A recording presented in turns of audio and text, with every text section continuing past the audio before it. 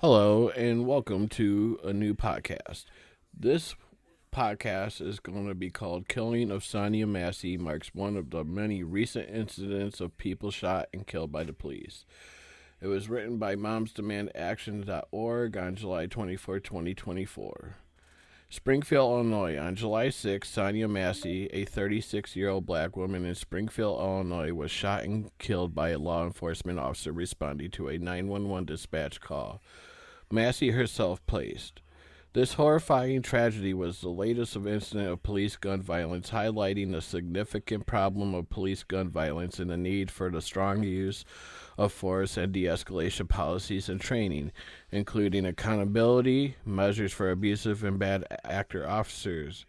Everytown for Gun Safety and its grassroots network, Moms Demand Action, released the following statement in response to Massey's homicide at the hands of police and a recent trend of police violence across the country. Sonya Massey called the police for help, but instead they ended up fatally shooting her, said Angela Farrell Zabala, executive director of Moms Demand Action. It is outrageous that as we approach a decade since Michael Brown's murder, unchecked police gun violence and racism continues to devastate black communities. Until use of force practices are reformed and action is taken on police accountability, law enforcement will continue to perpetuate racist gun violence. My heart is with Sonya's family and our black communities, especially black women across the country who are grieving the loss. Police gun violence continues to devastate communities, especially black communities across the nation.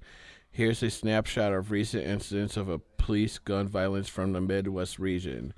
In Minnesota, there have been multiple recent incidents of police gun violence, including the killing of Christopher Junkin at a homeless shelter on June 30th, 2024, in Crookston, where police also shot and killed another person wielding a non-firearm weapon in May.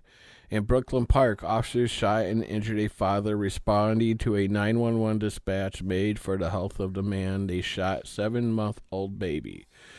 In St. Louis, Missouri, an officer shot a woman as she fatally shot herself on June 27th after responding to a domestic disturbance call.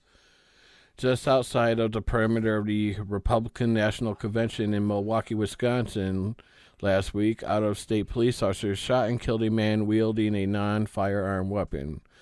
August 9th will mark 10 years since Michael Brown, 18-year-old at the time, was shot and killed by a Ferguson, Missouri police officer.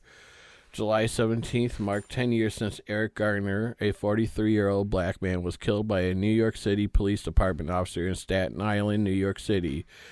In the wake of their murders, communities across the nation demanded action on police reform and police violence prevention. In an average year, police fatally shoot 22 people in Illinois, and across the country, police shoot and kill nearly 1,100 people annually. Black people are victims of police gun violence at a disproportionate rate, and black people are nearly 3 times more likely to be shot and killed by law enforcement than their white counterparts. According to Mapping Police Violence, in Illinois, black people are over 6 times as likely to be killed by police as white people, and over 4 times more likely in Minnesota and Missouri.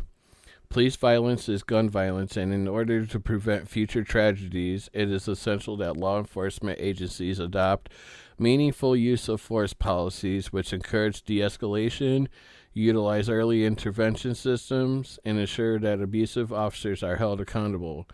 Research suggests that implementing specific use of force policies could save lives.